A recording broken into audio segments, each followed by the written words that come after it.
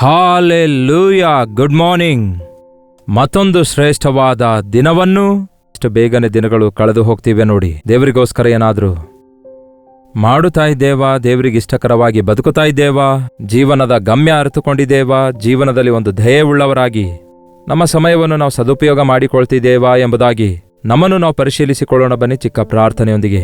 ಪರಿಶುದ್ಧ ದೇವರೇ, ನಿಮಗೆ ವಂದನೆಗಳು. ನೀವು ನಮ್ಮನ್ನು ಪ್ರೀತಿಸಿ ನಮ್ಮ ಆಯುಷ್ಯನ್ನು ಹೆಚ್ಚಿಸುತ್ತಿರುವಾಗ ನಿಮ್ಮನ್ನು ಮಹಿಮೆಪಡಿಸುವ ಜೀವಿತ, ನಿಮ್ಮ ಪ್ರಣಾಳಿಕೆಗಳನ್ನು ನೀವು ನೆರವೇರಿಸುವ ಹಾಗೆ ನಮ್ಮನ್ನು ನಾವು ನಿಮಗೆ ಒಪ್ಪಿಸಿಕೊಟ್ಟು ಸಮರ್ಪಿಸಿಕೊಳ್ಳುವ ಜೀವಿತವನ್ನು ನಮ್ಮೆಲ್ಲರಿಗೂ ದಯಪಾಲಿಸಿರೆಂದು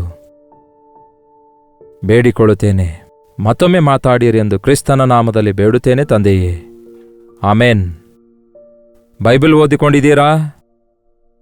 ನೋಡಿ ಪ್ರಿಯರೇ, ನಾವು ಒಬ್ಬರ ಸಂಗಡ ಒಬ್ಬರು ಮಾತಾಡುವಾಗ ಪ್ರಾಮುಖ್ಯವಾಗಿ ಕರ್ನಾಟಕದ ನಮ್ಮ ಕನ್ನಡಿಗರೆಲ್ಲರೂ ಯಾರಾದರೂ ಕಾಣಿಸಿದಾಗ ಚೆನ್ನಾಗಿದ್ದೀರಾ ಎಂದು ಕೇಳುತ್ತೇವೆ.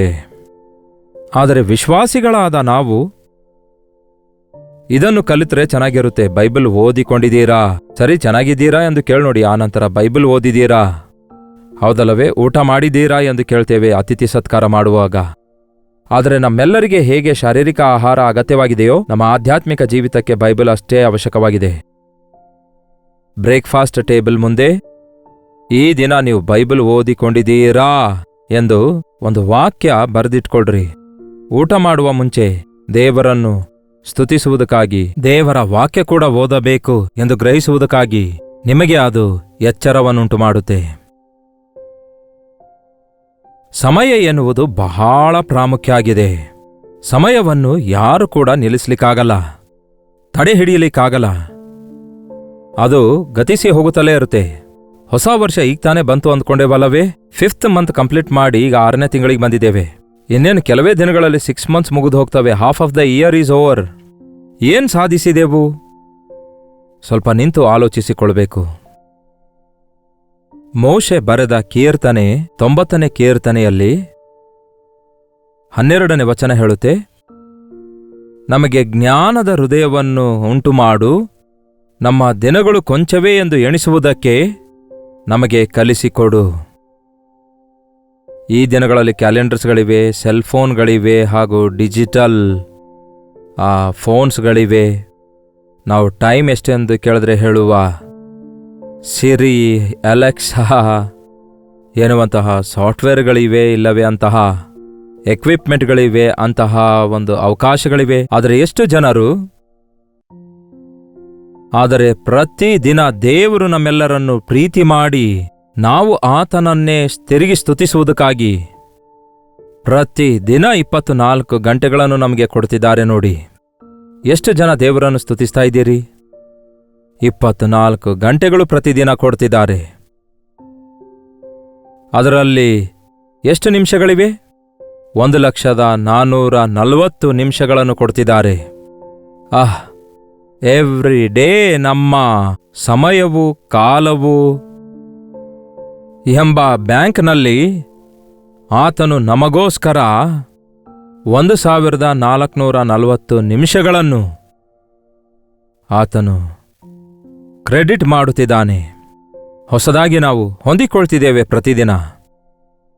ನೀವು ಬೆಳಗ್ಗೆ ಎದ್ದ ತಕ್ಷಣವೇ ದೇವರಿಗೆ ಎಷ್ಟರ ಮಟ್ಟಿಗೆ ಸ್ತುತಿಸಬೇಕೆಂದರೆ, ಆ ದಿನವೆಲ್ಲ ದೇವರು ನಮ್ಮನ್ನು ಪ್ರೀತಿಸಿ ಪ್ರತಿ ಕ್ಷಣವೂ ನಮ್ಮನ್ನು ಕಾಪಾಡುತ್ತಾ ಆತನಿಗೋಸ್ಕರ, ಆತನ ಪ್ರಣಾಳಿಕೆಗೋಸ್ಕರ ಬದುಕಬೇಕೆಂದು ಆಶಿಸುತ್ತಾ ಪ್ರತಿದಿನ ನೀವು ಗಮನಿಸಿದೀರಾ? ಹೆಚ್ಚು ಕಡಿಮೆ 86,400 ಸೆಕೆಂಡ್ಸ್ಗಳನ್ನು ದಿನಕ್ಕೆ ನಮಗೆ ಕೊಡ್ತಿದ್ದಾರೆ.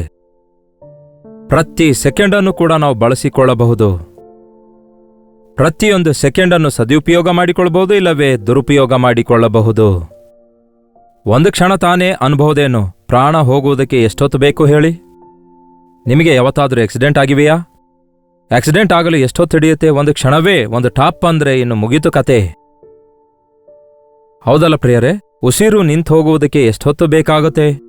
ಇನ್ನಷ್ಟೇ ಟಾಕ್ ಅಂತ ನಿಂತು ಹೋಗುತ್ತೆ. ಹೃದಯ ಬಡಿತ ನಿಂತು ಹೋಗಲು ಎಷ್ಟೊತ್ತಾಗುತ್ತೆ? ಒಂದು ಕ್ಷಣ. ಪ್ರತಿ ಕ್ಷಣವೂ ದೇವರು ನಮಗೆ ಆಯುಷ್ಯವನ್ನು ಅನುಗ್ರಹಿಸ್ತಿದ್ದಾರೆ, ಆರೋಗ್ಯ ಅನುಗ್ರಹಿಸ್ತಿದ್ದಾರೆ. ಎಷ್ಟು ಜನ ದೇವರು ಕೊಟ್ಟಿರುವ ಈ ಸಮಯವನ್ನು ಸದುಪಯೋಗ ಮಾಡಿಕೊಳ್ತಾ ಇದ್ದೀರಿ? ನಿಮ್ಮ ವಯಸ್ಸೆಷ್ಟು ಎಂದು ಕೇಳಿದಾಗ ನೀವು ಸಾಧಿಸಿರೋದೆಷ್ಟು ಎಂದು ಪರಿಶೀಲಿಸಿಕೊಳ್ಬೇಕು. ಹುಟ್ಟಿದವರು ಜ್ಞಾಪಕ ಮಾಡಿಕೊಳ್ಳುವಾಗ ಹುಟ್ಟಿದ ನಂತರ ನಾನೇನ್ ಮಾಡಿದೆ ಎಂದು ಪರಿಶೀಲಿಸಿಕೊಳ್ಬೇಕು. ದೇವರಿಗೋಸ್ಕರ ಬದುಕಿದೆಷ್ಟು, ಲೋಕಕ್ಕೋಸ್ಕರ ಬದುಕಿದೆಷ್ಟು, ದೇವರನ್ನು ಹೇಗೆ ಮಹಿಮೆಪಡಿಸಬಲ್ಲೆ ನನ್ನ ಜೀವಿತದಲ್ಲಿ ಎಂಬುದಾಗಿ ಕೆಲವೊಂದು ಸಾರಿ ನಿಂತು ದೇವರನ್ನು ಸ್ತುತಿಸಬೇಕು. ನಮ್ಮ ಆಯುಷು ಈ ಲೋಕದಲ್ಲಿ ಬಹಳ ಸಂಕುಚಿತವಾಗಿದೆ ಹೇಳಬೇಕಾದ್ರೆ. ಮೊದಲೇ ಹೇಳಿದನಲ್ಲವೇ ಮೋಶೆ, ನರಮನುಷ್ಯನ ಆಯುಷು 70 ವರ್ಷ, ಅಧಿಕ ಬಲ ಇದ್ದರೆ 80 ವರ್ಷ. ಅದು ಬೇಗನೆ ಗತಿಸಿ ಹೋಗ್ತದೆ, ನಾವು ಹಾರಿ ಹೋಗ್ತೇವೆ. ನಮಗಿರುವ 70 ವರ್ಷಗಳಲ್ಲಿ ಮೊದಲ 15 ವರ್ಷಕ್ಕೆ ಬಾಲ್ಯ ಅನ್ನುತ್ತಾರೆ. ಸರಿಯಾದ ತಿಳುವಳಿಕೆಯಿಲ್ಲದ ಜೀವಿತ, ಟೀನೇಜ್ ಕೂಡ ಅಷ್ಟೇ. ಆಗ ನಾವು ಸಾಧಿಸುವಂಥದ್ದೇನೂ ಇರಲ್ಲ, ಬೇರೆಯವರ ಮೇಲೆ ಆಧಾರಗೊಂಡಿರೋದು. ವಿ ಆರ್ ಲರ್ನಿಂಗ್, ಓದುವುದು, ಕಲಿತುಕೊಳ್ಳುತ್ತಾ ಇರ್ತೇವೆ. ಹಾಗಾಗಿ ನಾವು ಮಾಡುವುದು ಏನೂ ಇಲ್ಲ. ನಾವು ಕಲಿತುಕೊಳ್ಳುವಾಗ ಇತರರಿಗೆ, ಅಂದರೆ ತಂದೆ ತಾಯಿಗಳಿಗೆ ಭಾರವಾಗಿಯೇ ಇರ್ತೇವೆ ಒಂದು ರೀತಿಯಲ್ಲಿ ಹೇಳಬೇಕಾದ್ರೆ. ನಿಮಗಿರುವ 70 ವರ್ಷದ ಆಯುಷ್ಯನಲ್ಲಿ ಆ 15 ವರ್ಷಗಳು ಬಾಲ್ಯದಲ್ಲಿಯೇ ಮುಗಿದೋದವು. ಇದೇ ರೀತಿ ನಾವು ಲೆಕ್ಕಿಸುತ್ತಾ ಹೋಗುವುದಾದರೆ ಮನುಷ್ಯನು ಸಾಯುವುದಕ್ಕಿಂತ ಮುಂಚೆ, ಅಂದರೆ ವೃದ್ಧಾಪ್ಯದಲ್ಲಿ ಕನಿಷ್ಠ ಒಂದು 5 ವರ್ಷಗಳವರೆಗೂ ಇನ್ಕೇಪಬಲ್, ಅಂದರೆ ಏನು ಮಾಡಲಾರದವರಾಗಿ ಉಳ್ಕೊಳ್ತಾರೆ. ಮಂಚಕ್ಕಾಗಲಿ ಕುರ್ಚಿಗಾಗಲಿ ಪರಿಮಿತರಾಗಿ ಆ ಸ್ವರ ನಡುಗಿಸುತ್ತಾ, ನರಗಳು ಎಲುಬುಗಳು ನಡುಗುತ್ತಾ, ತನ್ನಷ್ಟಕ್ಕೆ ತಾನೇ ತನ್ನ ಎಲ್ಲ ಕೆಲಸ ಮಾಡಿಕೊಳ್ಳಲಿಕ್ಕಾಗದೆ ಚಿಕ್ಕ ಮಗುವಿನಂತೆ ಬೇರೆಯವರ ಸಹಾಯ ತೆಗೆದುಕೊಂಡು ಬೇರೆಯವರ ಮೇಲೆ ಆಧಾರ ತಮ್ಮ ಕೊನೆಯ 5 ವರ್ಷಗಳಲ್ಲಿ ಹಾಗಿರ್ತಾರಂತೆ. ಮೊದಲ 15 ವರ್ಷ ಬಾಲ್ಯ, ಆ ನಂತರದ ವರ್ಷಗಳು ವೃದ್ಧಾಪ್ಯ, ಏನು ಸಾಧಿಸಲಾರದ ವರ್ಷ, ಮಧ್ಯದಲ್ಲಿ 25 ವರ್ಷ ಆಗೋದು. ನಿಮಗೆ ಗೊತ್ತಾ, ಒಬ್ಬ ಮನುಷ್ಯ 60 ವರ್ಷ ಬದುಕುವುದಾದ್ರೆ, ಹೋಗ್ಲಿ 70 ವರ್ಷ ಬದುಕುವುದಾದರೆ ಅದರಲ್ಲಿ 20 ವರ್ಷ ನಿದ್ದೆ ಮಾಡುವುದರಲ್ಲೇ ಮುಗಿದೋಗ್ತವೆ. ದಿನಕ್ಕೆ 8 ಗಂಟೆ ನಿದ್ದೆ ಮಾಡುವವನು 60 ವರ್ಷಗಳಲ್ಲಿ 20 ವರ್ಷ ಕಾಲ ಕೇವಲ ನಿದ್ದೆ ಮಾಡ್ತಾನೆ. ಒಂದು ವೇಳೆ ನೀವು 7 ಗಂಟೆ ನಿದ್ದೆ ಮಾಡುವುದಾದ್ರೆ, ಹೋಗ್ಲಿ ನಿಮ್ಮ ಆಯುಷು 70 ವರ್ಷ ಆಗಿದೆ ಅಂದ್ಕೊಳ್ಳಿ. ಅಂದರೆ ಅರ್ಧಕ್ಕಿಂತಲೂ ಅರ್ಧ ನಮ್ಮ ಜೀವಿತದಲ್ಲಿ ಏನಾಯ್ತು? ಇರುವ 70 ವರ್ಷದಲ್ಲಿ ಬಾಲ್ಯ, ವೃದ್ಧಾಪ್ಯ 20 ವರ್ಷ ಆದರೆ, ನಿದ್ದೆಯಲ್ಲಿ 20 ವರ್ಷ ಹೋದ್ರೆ ಇನ್ನೆಷ್ಟು ಉಳೀತು? ಎಲ್ಲರೂ ಬದುಕಿದ್ರೆ 70 ವರ್ಷವರೆಗೂ, ಅದು ಕೂಡ ಗ್ಯಾರಂಟಿ ಇಲ್ಲ. ಇನ್ನೂ ಒಂದು 30 ವರ್ಷ ಉಳಿಯುತ್ತವೆ. ಆ 30 ವರ್ಷದಲ್ಲಿಯೂ ಮತ್ತೆ ನಾವು ತಿನ್ನುವುದಕ್ಕಾಗಿ, ಸ್ನಾನ ಮಾಡಿಕೊಳ್ಳುವುದಕ್ಕಾಗಿ, ಉದ್ಯೋಗ ವೃತ್ತಿ ಮಾಡಿಕೊಳ್ಳುವುದಕ್ಕಾಗಿ, ಇನ್ನು ಹೀಗೆ ಎಲ್ಲಾ ಲೆಕ್ಕಾಚಾರ ಹಾಕ್ತಾ ಹೋದ್ರೆ ನಾವು ಸಾಧಿಸಬೇಕಾದದ್ದು, ಪ್ರಯಾಸ ಪಡಬೇಕಾದದ್ದು, ಸಂಪಾದಿಸಬೇಕಾದದ್ದು, ಪ್ರಯೋಜನಕರವಾಗಿ ಬದುಕಬೇಕಾದ ಸಮಯ ಬಹಳ ಕಡಿಮೆಯೇ ಇದೆ. ಮೇ ಬಿ ಒಂದು 20 ಇಯರ್ಸ್, ಅದು ಕೂಡ ದೇವರ ಕೃಪೆ ಇದ್ರೆ. ಈಗ ಹೇಳಿ, ನಿಮ್ಮ ವಯಸ್ಸೆಷ್ಟು? ಇಲ್ಲಿ ತನಕ ಎಷ್ಟು ವಯಸ್ಸು ಮುಗಿದೋಯ್ತು? ಏನ್ ಮಾಡಿದೀರಿ? ರಕ್ಷಿಸಲ್ಪಟ್ಟಿದ್ದೀರಾ? ದೀಕ್ಷಾಸ್ನಾನ ತೆಗೆದುಕೊಂಡಿದ್ದೀರಾ? ಅನ್ನುತ್ತೀರಾ? ದೀಕ್ಷಾಸ್ನಾನ ಹೊಂದಿದ ನಂತರ ಮಾರ್ಪಡುವಿಕೆ ನಿಮ್ಮಲ್ಲಿ ಕಾಣ್ತಿವೆಯಾ? ರಕ್ಷಣೆ ಅನುಭವದ ಸಾಕ್ಷಿ ನಿಮಗಿದೆಯಾ? ನಂಬಿಕೆಯ ಜೀವಿತದಲ್ಲಿ ಮುಂದೆ ಸಾಗ್ತಿದ್ದೀರಾ? ದೇವರಲ್ಲಿ ಭಯಭಕ್ತರಾಗಿ ಮುಂದೆ ಸಾಗ್ತಾ ಇದ್ದೀರಾ? ದೇವರು ಆಶಿಸಿದಂತಹ ಸ್ಥಿತಿಯಲ್ಲಿ ಜೀವಿಸ್ತಾ ಇದ್ದೀರಾ? ಯಾವ ವಯಸ್ಸಲ್ಲಿ ಮಾಡಬೇಕಾದ ಕಾರ್ಯಗಳು ಆ ವಯಸ್ಸಲ್ಲಿ ಮಾಡುವುದಾದ್ರೆ ನಮಗೆ ದೀರ್ಘಾಯುಷ್ಯ ಇರುತ್ತೆ. ನಮ್ಮ ಆಯುಷ್ಯನ ದಿನಮಾನಗಳಲ್ಲಿ ದೇವರು ಆಶಿಸಿರುವ ಕಾರ್ಯಗಳೆಲ್ಲ ಮುಗಿಸುವವರಾಗಿರ್ತೇವೆ. ನೀವು ಯೇಸು ಕ್ರಿಸ್ತನನ್ನು ರಕ್ಷಕನೆಂದು ಅರಿಯಲಾರದ ಕಾಲದವರೆಗೂ, ಕರ್ತನ ಶ್ರೇಷ್ಠತೆಯನ್ನು ಗುರುತಿಸಿ ನಿಮ್ಮ ಹೃದಯ ಕರ್ತನಿಗೆ ಅರ್ಪಿಸಿಕೊಡಲಾರದವರೆಗೂ, ಕ್ರಿಸ್ತನ ರಕ್ತದಲ್ಲಿ ತೊಳೆಯಲ್ಪಟ್ಟು ನಿರ್ದೋಷಿಗಳಾಗಿ ನಿಷ್ಕಳಂಕರಾಗಿ, ಅಂದರೆ ದೋಷಿಗಳಾದ ನಾವು ನಿರ್ದೋಷಿಗಳಾಗಿ ಮಾರ್ಪಡಲಾರದವರೆಗೂ ನಮ್ಮ ಜೀವಿತದಲ್ಲಿ ಏನು ಸಾಧಿಸಲಿಕ್ಕಾಗಲ್ಲ. ಗಾಳಿಯಲ್ಲಿ ಪ್ರಯಾಸ ಪಟ್ಟಿರುವಂತಿರುತ್ತೆ. ನಮ್ಮ ಪ್ರಯಾಸವೆಲ್ಲ ವ್ಯರ್ಥವಾಗಿ ಹೋಗ್ತದೆ. ಯೇಸುವನ್ನು ಅರಿತ ನಂತರ ನಿಮ್ಮ ಜೀವಿತದಲ್ಲಿ ಏನನ್ನು ಸಾಧಿಸಿದ್ದೀರಿ? ಸಾಧ್ಯವಾದಷ್ಟು ಬೇಗ ಯೌವನ ಪ್ರಾಯದಲ್ಲಿ ನಿಮ್ಮ ಸೃಷ್ಟಿಕರ್ತನನ್ನು ಸ್ಮರಿಸಿರಿ. ಯೌವನ ಕಾಲದಲ್ಲಿ ನೊಗ ಹೊರುವುದು, ಶಿಲುಬೆ ಹೊರುವುದು, ಕ್ರಿಸ್ತನನ್ನು ಹಿಂಬಾಲಿಸುವುದು ನಿಮಗೆ ಒಳ್ಳೆಯದು. ಎಷ್ಟೋ ಜನರ ಯೌವನ ಕಾಲ ದಾಟಿ ಹೋಯ್ತು. ಏನು ಸಾಧಿಸ್ತಾ ಇದ್ದೀರಿ? ನೀವು ನಿಜವಾಗ್ಲೂ ರಕ್ಷಿಸಲ್ಪಟ್ಟಿದ್ದೀರಾ? ಯೇಸುವಿಗೆ ಸಾಕ್ಷಿಯಾಗಿ ಬದುಕುತ್ತಾ ಇದ್ದೀರಾ? ನಮ್ಮ ದಿನಗಳು ಕೊಂಚವೇ ಎಂದು ತಿಳಿದುಕೊಳ್ಳಲು ನಮಗೆ ಕಲಿಸಿಕೊಡಿರಿ. ಬೆಳಗ್ಗೆ ಎದ್ದ ಕೂಡಲೇ ಗಡಿಯಾರ ನೋಡಿದ್ರೆ ಅದು ಎಷ್ಟು ಬೇಗನೆ ತಿರುಗಿ ಹೋಗ್ತಾ ಇರುತ್ತೆ ನೋಡಿ. ಈ ದಿನವಿಡೀ ನಾನು ಏನ್ ಮಾಡಲು ಸಾಧ್ಯವಾಯಿತು? ಈ 12 ಅವರ್ಸ್ ಡೇ ಟೈಮ್, ಬಹಳಷ್ಟು ಜನ 12 ಅವರ್ಸ್ ವ್ಯರ್ಥ ಮಾಡಿಕೊಳ್ತಾರೆ. ಹಗಲೆಲ್ಲ ಕೆಲಸ ಮಾಡಲ್ಲ. ಅದಕ್ಕೆ ಓವರ್ನೈಟ್ ವರ್ಕ್ ಮಾಡಿ, ಹಗಲು ತಡ ಮಾಡಿ ನಿದ್ದೆಯಿಂದ ಎದ್ದು ರೋಟೀನ್ ಕೆಲಸ ಕೆಡಿಸಿಕೊಂಡು ಅನಾರೋಗ್ಯದ ಪಾಲಾಗ್ತಾ ಇದ್ದಾರೆ. ಕಾನ್ಸಂಟ್ರೇಷನ್ ಕಳೆದು ಹೋಗ್ತಿದೆ, ಮೈಂಡ್ ಅಲರ್ಟ್ನೆಸ್ ಕಳೆದುಕೊಳ್ತಿದ್ದಾರೆ. ಎಷ್ಟೇ ಓದಿದ್ರೂ ತಲೆಗೆ ಹೋಗ್ತಾಲೆ, ಎಷ್ಟೇ ಪ್ರಯಾಸಪಟ್ಟರೂ ಕೆಲಸದಲ್ಲಿ ಆಶೀರ್ವಾದ ಸಿಗ್ತಿಲ್ಲ. ದೇವರ ಸಮಯವನ್ನು ದೇವರಿಗೆ ಕೊಡ್ತಾ ಇಲ್ಲ. 24 ಗಂಟೆ ದೇವರು ನಿಮಗೆ ಕೊಟ್ರೆ ಕನಿಷ್ಠ ಎಷ್ಟು ಗಂಟೆ ದೇವರಿಗೆ ತಿರುಗಿ ಕೊಡ್ತಿದ್ದೀರಿ ಒಂದು ದಿನದಲ್ಲಿ? ರಾಜನಾಗಿದ್ರು, ಬಡವನಾಗಿದ್ದರು, ಪ್ರೈಮ್ ಮಿನಿಸ್ಟರ್ಗಾಗಿದ್ರು, ಪಿವನ್ಗಾಗಿದ್ರು, ತೆಲುಗುದವನಿಗಾಗಿದ್ರು, ಕನ್ನಡದವನಿಗಾಗಿದ್ರು, ಬಿಳಿ ಚರ್ಮ ಕಪ್ಪು ಚರ್ಮ ಯಾರೇ ಆಗಿದ್ರು, ಪ್ರತಿಯೊಬ್ಬರಿಗೂ ಅಷ್ಟೇ ಟೈಮ್ ಕೊಟ್ಟಿದ್ದಾರೆ. ಕೋಟ್ಯಾಧೀಶ್ವರರಿಗೂ ಅಷ್ಟೇ ಕೊಟ್ಟಿದ್ದಾರೆ. ಕೋಟ್ಯಾಧೀಶ್ವರರು ಕೋಟ್ಯಾಂತರ ರೂಪಾಯಿನಿಂದ ಏನು ಬೇಕಾದ್ರೂ ಕೊಂಡ್ಕೊಳ್ಬಹುದು, ಆದರೆ ಟೈಮ್ ಕೊಂಡ್ಕೊಳ್ಳಲಿಕ್ಕಾಗುತ್ತಾ? ಎಷ್ಟು ಬೆಲೆ ಉಳ್ಳದಾಗಿದೆ ನೋಡಿ ಸಮಯ. ನೀವು ಅಜ್ಞಾನಿಗಳಾಗಿರದೆ ಜ್ಞಾನಿಗಳ ಹಾಗೆ ಸಮಯವನ್ನು ಸುಮ್ಮನೆ ಕಳ್ಕೊಳ್ಳದೆ ಅದನ್ನು ಸದುಪಯೋಗ ಮಾಡಿಕೊಳ್ಳಿರಿ ಎಂದು ದೇವರ ವಾಕ್ಯ ಹೇಳ್ತದೆ. ಪ್ರತಿ ದಿನ ನಾವು ಸದುಪಯೋಗ ಮಾಡಿಕೊಳ್ಳುವುದಾದರೆ ನಮ್ಮ ಜೀವಿತ ದಿನಮಾನಗಳಲ್ಲಿ ನಾವು ಎಷ್ಟೋ ಸಾಧಿಸುವವರಾಗಿರ್ತೇವೆ. ನಾವು ಆಶೀರ್ವದಿಸಲ್ಪಡ್ತೇವೆ, ನಮ್ಮ ಮನೆಯವರಿಗೆ ಆಶೀರ್ವಾದಕರವಾಗಿರುತ್ತೇವೆ, ಇನ್ನು ಅನೇಕರಿಗೆ ನಾವು ಆಶೀರ್ವಾದಕರವಾಗಿರ್ತೇವೆ. ನಿಮ್ಮ ಸಮಯವನ್ನು ಸದುಪಯೋಗ ಮಾಡಿಕೊಳ್ಳುವುದಕ್ಕಾಗಿ, ಮೊದಲ ಸಮಯ ದೇವರಿಗೆ ಕೊಡುವುದಕ್ಕಾಗಿ ತೀರ್ಮಾನಿಸಿಕೊಳ್ಳಿ. 24 ಗಂಟೆಗಳಲ್ಲಿ ದಶಮ ಭಾಗ ಎಷ್ಟಾಗಿದೆ?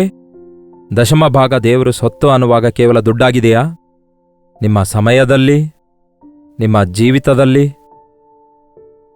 ಆತನಿಗೆ ಸಲ್ಲಿಸಬೇಕಾದದ್ದು ಅರ್ಪಿಸಬೇಕಲ್ಲವೇ? ಒಂದು ದಿನದಲ್ಲಿ 24 ಗಂಟೆಗಳಲ್ಲಿ ದಶಮ ಭಾಗ ಅಂದ್ರೆ 2 ಗಂಟೆ 40 ನಿಮಿಷ ಆಗ್ತದೆ ಅಂದ್ಕೊಳ್ತೇನೆ, ಹೆಚ್ಚು ಕಡಿಮೆ. ನಿಜ ಹೇಳ್ರಿ, ಕನಿಷ್ಠ 2 ಗಂಟೆ ಆದರೂ ದಿನಕ್ಕೆ ನಿಮ್ಮ ಜೀವಿತದಲ್ಲಿ ದೇವರಿಗೆ ಕೊಡ್ತಿದ್ದೀರಾ? 1 ಗಂಟೆ ಪ್ರಾರ್ಥನೆ ಮಾಡಿಕೊಳ್ತಾ ಇದ್ದೀರಾ? 1 ಗಂಟೆ ವಾಕ್ಯ ಓದುತ್ತಾ ಇದ್ದೀರಾ? ಒಂದು 10 ನಿಮಿಷ ಯಾರಿಗಾದರೂ ಬಾಯಿ ತೆರೆದು ದೇವರು ಎಷ್ಟು ದೊಡ್ಡವರಾಗಿದ್ದಾರೆಂದು ಸಣ್ಣ ಸಾಕ್ಷಿ ಏನಾದರೂ ಕೊಡ್ತಾ ಇದ್ದೀರಾ? ದೇವರಿಗೋಸ್ಕರ ಬಳಸಿದ ಸಮಯವೆಲ್ಲ ಆದಾಯವಾಗಿ ಮಾಡಿಕೊಳ್ತೇವೆ. ಲೋಕಕ್ಕಾಗಿ ಬಳಸಿರುವ ಸಮಯವೆಲ್ಲ ನಾವು ವ್ಯರ್ಥ ಮಾಡಿಕೊಳ್ತೇವೆ. ವೃದ್ಧಾಪ್ಯದಲ್ಲಿ ಏನು ಸಾಧಿಸಲಾರದವರಾಗಿ ನರಳಾಡ್ತಿದ್ದಾರೆ ಅನೇಕರು, ರೋಗಗಳಿಂದ, ಅನಾರೋಗ್ಯದಿಂದ. ಅವರು ಮಾಡಿರುವ ತಪ್ಪಿನಿಂದ ಅವರ ಪಾಪ ಅವರ ಮಕ್ಕಳ ತಲೆ ಮೇಲೆ ಬಂದು ಆ ಮಕ್ಕಳು ಕೂಡ ಬಾಧೆ ಪಡ್ತಿದ್ದಾರೆ. ಅದನ್ನು ನೋಡಿ ಹೊಟ್ಟೆ ಕಿಚ್ಚುಪಡೋರಿದ್ದಾರೆ. ದಾವೀದನು ಬಹಳ ಒಳ್ಳೆ ಭಕ್ತನೇ, ಆದರೆ ಅವನ ಜೀವಿತದಲ್ಲಿ 1 ಸಾರಿ ದೇವರನ್ನು ಬಿಟ್ಟು ಹೋಗಿದ್ದಕ್ಕೆ, ದೇವರಿಂದ ದೂರ ಹೋಗಿದ್ದಕ್ಕೆ ಅವನ ಪಾಪ ಅವನ ಮಕ್ಕಳ ತಲೆ ಮೇಲೆ ಬಂತು. ಅವನು ಮಾಡಿರುವ ತಪ್ಪನ್ನು ಮತ್ತಷ್ಟು ಹೆಚ್ಚಾಗಿ ಮಕ್ಕಳು ಬಹಿರಂಗವಾಗಿ ಮಾಡುವುದನ್ನು ನೋಡಿದಾಗ ಹೃದಯದಲ್ಲಿ ಬಹಳ ನೊಂದುಕೊಂಡ. Be very careful. ವಿವಾಹವಾದ ನಂತರ, ಮಕ್ಕಳನ್ನು ಪಡೆದುಕೊಂಡ ನಂತರವೂ ಕೂಡ ನೀವು ಇಷ್ಟಾನುಸಾರವಾಗಿ ಸಮಯವನ್ನು ವ್ಯರ್ಥ ಮಾಡಿಕೊಳ್ಳೋದಾದರೆ, ಕುಡುಕರನ್ನು ನೋಡಿರಿ, ಯಾವಾಗ ಕುಡಿಯುತ್ತಾರೋ, ಯಾವಾಗ ಮತ್ತು ಇಳಿದು ಹೋಗ್ತದೋ ಗೊತ್ತಿಲ್ಲ, ಈಗ ತಾನೇ ಕುಡಿದಿದ್ದೇವೆ ಅಂದ್ಕೊಳ್ತಾರೆ. ಆ ಮತ್ತಿನಲ್ಲಿ 2-3 ಗಂಟೆ ಹೆಚ್ಚು ಕುಡಿದವರು ಬಹುಶಃ ಇದ್ದಿರ್ತಾರೆ ಅನ್ನೋ ಗೊತ್ತಿಲ್ಲ, ಆದರೆ ಆ ಟೈಮ್ ಅವರಿಗೆ ಗೊತ್ತೇ ಆಗಲ್ಲ. ಮತ್ತಿನಲ್ಲಿದ್ದರೆ ಬಹಳಷ್ಟು ಜನ. ಸೈತಾನನು ನಮಗೆ ಮತ್ತನ್ನುಂಟು ಮಾಡ್ತಿದ್ದಾನೆ. ಎಚ್ಚರಗೊಳ್ಳಿರಿ, ಎದ್ದೇಳಿರಿ, ನಿಮಗೆ ಬೆಳಕು ಪ್ರಕಾಶಿಸಿತು. ಯೆಹೋವನು ಕ್ರಿಸ್ತನು ನಿಮ್ಮ ಮೇಲೆ ಪ್ರಕಾಶಿಸುವನೆಂದು ವಾಕ್ಯ ಹೇಳ್ತದೆ. ಈ ದಿನದಿಂದ ಪ್ರತಿ ಕ್ಷಣವನ್ನು ಸದುಪಯೋಗ ಮಾಡಿಕೊಳ್ಳೋಣ. ದೇವರು ಕೊಡುವ 100ರಷ್ಟು ಆಶೀರ್ವಾದಗಳನ್ನು ಹೊಂದಿಕೊಳ್ಳೋಣ. ಪ್ರಾರ್ಥನೆ. ಪರಿಶುದ್ಧ ದೇವರೇ, ಪ್ರೀತಿಯುಳ್ಳ ತಂದೆಯೇ, ನಮ್ಮ ಸಮಯವನ್ನು ಬೆಲೆಯುಳ್ಳದೆಂದು ಎಣಿಸಲು, ಅದನ್ನು ಸದುಪಯೋಗ ಮಾಡಿಕೊಳ್ಳಲು ನಮಗೆ ಸಹಾಯ ಮಾಡಿರಿ. ನಮ್ಮ ದಿನಗಳು ಕೊಂಚವೇ ಎಂದು ಎಣಿಸಲು ನಮಗೆ ಸಹಾಯ ಮಾಡಿರಿ. ದುಡ್ಡು ಸಂಪಾದನೆಯೇ ಮುಖ್ಯವೆಂದು, ಈ ಲೋಕವೇ ಮುಖ್ಯವೆಂದು ಬುದ್ಧಿಹೀನರಂತಿರದೆ ಜ್ಞಾನವುಳ್ಳ ಹೃದಯವನ್ನು ಅನುಗ್ರಹಿಸಿರಿ. ಪರಲೋಕದಲ್ಲಿ ಶಾಶ್ವತವಾಗಿ ಹೊಂದಿಕೊಳ್ಳಲಿಕ್ಕಿರುವ ಆಶೀರ್ವಾದಕ್ಕಾಗಿ ಕಾದು ಎದುರು ನೋಡ್ತಾ, ನಿತ್ಯವಾದವುಗಳ ಮೇಲೆ ಮನಸ್ಸಿಡುವುದಕ್ಕಾಗಿಯೂ, ಈ ಭೂಲೋಕ ಯಾತ್ರೆಯಲ್ಲಿ ನಮಗೋಸ್ಕರ ನೀವು ಕೂಡಿಟ್ಟಿರುವ ಪ್ರಣಾಳಿಕೆ ಅರಿತುಕೊಂಡು ಅವುಗಳನ್ನು ಪರಿಪೂರ್ಣಗೊಳಿಸಲು ನಮ್ಮಲ್ಲಿ ಪ್ರತಿಯೊಬ್ಬರಿಗೂ ಸಹಾಯ ಮಾಡಿರಿ ಎಂದು ಕ್ರಿಸ್ತನ ನಾಮದಲ್ಲಿ ಬೇಡುತ್ತೇನೆ ತಂದೆಯೇ, ಆಮೇನ್. ನಮ್ಮ ತಂದೆಯಾದ ದೇವರ ಪ್ರೀತಿಯು, ಮಗನಾಗಿರುವ ಕ್ರಿಸ್ತನ ಕೃಪೆಯೂ, ಆದರಣೆಕರ್ತನಾದ ಪವಿತ್ರಾತ್ಮನ ಸಹವಾಸವು ಕೂಡಿ ಬಂದಿರುವ ನಮ್ಮೆಲ್ಲರ ಸಂಗಡ ಇಂದಿಗೂ ಸದಾಕಾಲಕ್ಕೂ ನೆಲೆಯಾಗಿರಲಿ. ಆಮೇನ್. ದೇವರಿಗೆ ಸ್ತೋತ್ರ. ನಿಮ್ಮ ಪ್ರಾರ್ಥನಾ ಮನವಿ 8939731313 ನಂಬರ್ಗೆ ಹಾಗೂ ಇತರ ದೇಶದಿಂದ ವೀಕ್ಷಿಸುವುದಾದರೆ ಕೊಡಲ್ಪಟ್ಟ ಇದೇ ನಂಬರ್ಗೆ ಒಂದು ಟೆಕ್ಸ್ಟ್ ಇಲ್ಲವೇ ವಾಯ್ಸ್ ಮೆಸೇಜ್ ಮುಖಾಂತರ ವಾಟ್ಸಪ್ ಕಳಿಸಿಕೊಡಿರಿ. ನಿಮಗಾಗಿ ನಾವು ಪ್ರಾರ್ಥಿಸ್ತಿದ್ದೇವೆ. ಕರ್ತನು ತಪ್ಪದೆ ನಿಮಗೆ ಸಹಾಯ ಮಾಡ್ತಾರೆ. ಡಾಕ್ಟರ್ ಜೈಪಾಲ್ ಕನ್ನಡ ಯೂಟ್ಯೂಬ್ ಚಾನಲ್ಗೆ ಸಬ್ಸ್ಕ್ರೈಬ್ ಮಾಡಿಕೊಳ್ಳಿ. ನಿಮ್ಮ ಹೆಸರು, ಊರು ಕಾಮೆಂಟ್ ಸೆಕ್ಷನ್ನಲ್ಲಿ ಬಂದು ಟೈಪ್ ಮಾಡಿರಿ. ಕರ್ತನ ಚಿತ್ತವಿರುವುದಾದರೆ ಆದರೆ ಮತ್ತೆ ನಾಳೆ ಇದೇ ಅನುದಿನದ ಧ್ಯಾನ ಎಂಬ ಕಾರ್ಯಕ್ರಮದಲ್ಲಿ ಮತ್ತೆ ಭೇಟಿಯಾಗೋಣ. ಅಲ್ಲಿವರೆಗೂ ದೇವರ ಮಹಾಕೃಪೆ ನಿಮ್ಮೆಲ್ಲರೊಂದಿಗಿರಲಿ. ಹಾಲೆಲೂಯಾ. ಬೆಂಗಳೂರಿನ ಸುತ್ತಮುತ್ತಲಿರುವಂಥವರೆಲ್ಲರಿಗೂ ಶುಭವಾರ್ತೆ.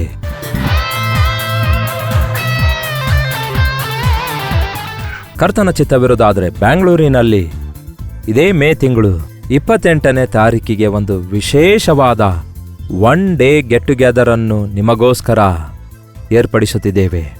ಮಧ್ಯಾಹ್ನ 2 ಗಂಟೆಯಿಂದ 5 ಗಂಟೆಯವರೆಗೂ, ಸಾಯಂಕಾಲ 6 ಗಂಟೆಯಿಂದ ರಾತ್ರಿ 9 ಗಂಟೆಯವರೆಗೂ ನಡೆಯುವ ಈ 2 ಸೆಷನ್ಸ್ಗಳಲ್ಲಿ ಪಾಲ್ಗೊಂಡು ದೈವಾಶೀರ್ವಾದ ಹೊಂದಿಕೊಳ್ಳಿರಿ. ಬೆಂಗಳೂರಿನಿಂದ ಮಾತ್ರವಲ್ಲದೆ ಸುತ್ತಮುತ್ತಲಿರುವ ಅನೇಕ ಪ್ರಾಂತ್ಯಗಳಿಂದ, ಆ ಕಡೆ ಆಂಧ್ರ ಕಡೆಯಿಂದ, ಈ ಕಡೆ ರಾಯಲಸೀಮಾ ಕಡೆಯಿಂದ ನಿಮ್ಮಲ್ಲಿ ಅನೇಕರು ಪ್ರತಿ ಸಾರಿ ಗೆಟ್ ಟುಗೆದರ್ಗೆ ಬರ್ತಾ ಇದ್ದೀರಿ. ಕರ್ತನು ನಿಮಗೆ ಮಾಡಿದ ಉಪಕಾರಗಳ ಕುರಿತು ಹಂಚಿಕೊಳ್ತಾ ಇದ್ದೀರಿ. ನಿಮ್ಮ ಮನವಿ ಪಡ್ಕೊಂಡು ನಿಮಗೋಸ್ಕರ ವೈಯಕ್ತಿಕವಾಗಿ ಪ್ರಾರ್ಥಿಸಿ ನಿಮ್ಮನ್ನು ಮುಖಾಮುಖಿಯಾಗಿ ಭೇಟಿಯಾಗಲು ಅವಕಾಶ ಕಲ್ಪಿಸ್ತಿದ್ದೀರಿ. ಸೋಷಿಯಲ್ ಮೀಡಿಯಾದ ಮೂಲಕ, ಟೆಲಿವಿಷನ್ ಮೂಲಕ ವಾಕ್ಯ ಕೇಳಿ ಬಲಗೊಳ್ಳುತ್ತಿರುವ ನಿಮ್ಮನ್ನು ಮುಖಾಮುಖಿಯಾಗಿ ನೋಡಿ ನಿಮ್ಮನ್ನು ಆಧ್ಯಾತ್ಮಿಕವಾಗಿ ಬಲಗೊಳಿಸಬೇಕೆಂದು ಬ್ಯಾಂಗ್ಳೂರಿಗೆ ಬರ್ತಿದ್ದೇವೆ. ಈ ಒನ್ ಡೇ ಗೆಟ್ ಟುಗೆದರ್ನಲ್ಲಿ ದೇವರ ಸನ್ನಿಧಿಯಲ್ಲಿ ನಾವು ಕಾಲ ಕಳೆಯುವ ಹಾಗೆ, ದೇವರ ಆತ್ಮನ ಕಾರ್ಯಗಳು ನಡೆಯುವ ಹಾಗೆ, ದೇವರ ವಾಕ್ಯ ಸಂದೇಶ ಕೇಳಿ ಆನಂದಿಸುವ ಹಾಗೆ ಬನ್ನಿರಿ, ಪಾಲ್ಗೊಳ್ಳಿರಿ. ಮತ್ತಷ್ಟು ಮುಖ್ಯವಾಗಿ ಇದಕ್ಕೋಸ್ಕರ ಪ್ರಾರ್ಥಿಸಿರಿ. ನಿಮ್ಮ ಸ್ನೇಹಿತರಿಗೂ, ಬಂಧುಗಳಿಗೂ ಎಲ್ಲರಿಗೂ ತಿಳಿಯಪಡಿಸಿರಿ. ಈ ಸಾರಿ ವಿಳಾಸ ಬದಲಾಗಿದೆ, ಗಮನ ಕೊಟ್ಟು ಕೇಳಿ. Jesus calls prayer tower, Netaji road, Frazer town, near cantonment railway station, Bengaluru. ಇನ್ನೂ ಹೆಚ್ಚಿನ ವಿವರ ನಿಮಗೆ ಬೇಕಾಗುವುದಾದರೆ QR ಕೋಡ್ ಸ್ಕ್ಯಾನ್ ಮಾಡಿಕೊಳ್ಳಿರಿ. ಇಲ್ಲವೇ 8939393939 ನಂಬರ್ಗೆ ಕಾಲ್ ಮಾಡಿ. ತಪ್ಪದೇ ಬರ್ತಿರಲ್ಲವೇ? ನಿಮ್ಮ ಸ್ನೇಹಿತರನ್ನು, ಬಂಧುಗಳನ್ನು ಎಲ್ಲರನ್ನೂ ಕರತನ್ನಿರಿ.